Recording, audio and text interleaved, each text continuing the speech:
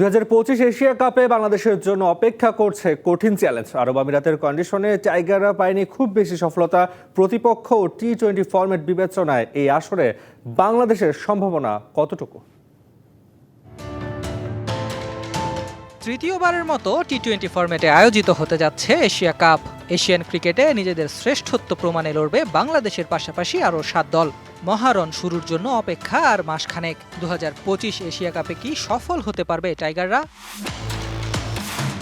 ক্রিকেটে পরিসংখ্যান শুধুই সংখ্যা। পরিসংখ্যান দিয়ে কখনোই বিচার করা যায় না পারফরমেন্স, তবে প্রকাশ করা যায় সম্ভাবনা।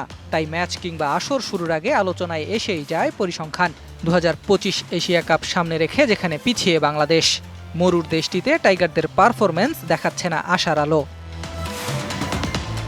এখনো পর্যন্ত 16 বার আয়োজিত হয়েছে মর্যাদার এশিয়া কাপ, যার মধ্যে 2016 ও 2022 সালে হয়েছে শর্টার ফরম্যাটে। 2016 আসরে স্বাগতিক ছিল বাংলাদেশ, যেখানে ফাইনালও খেলে টাইগাররা।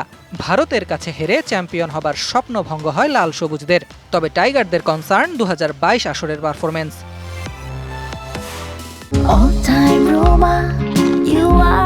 All time Roma. Taste it, love it.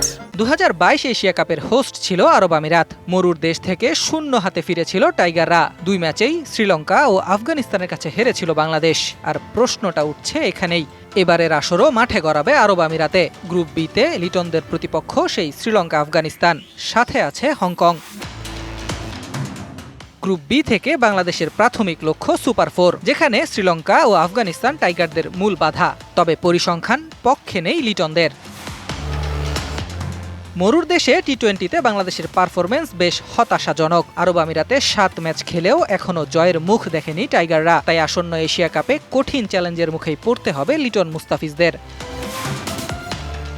যদিও টানা 2 সিরিজ জয়ে টাইগাররা ফিরে পেয়েছে আত্মবিশ্বাস, তবে আরব আমিরাতের কন্ডিশন ও টি-20 ফরম্যাট দুটোই যেন বাংলাদেশের জন্য গোলকধাঁধা।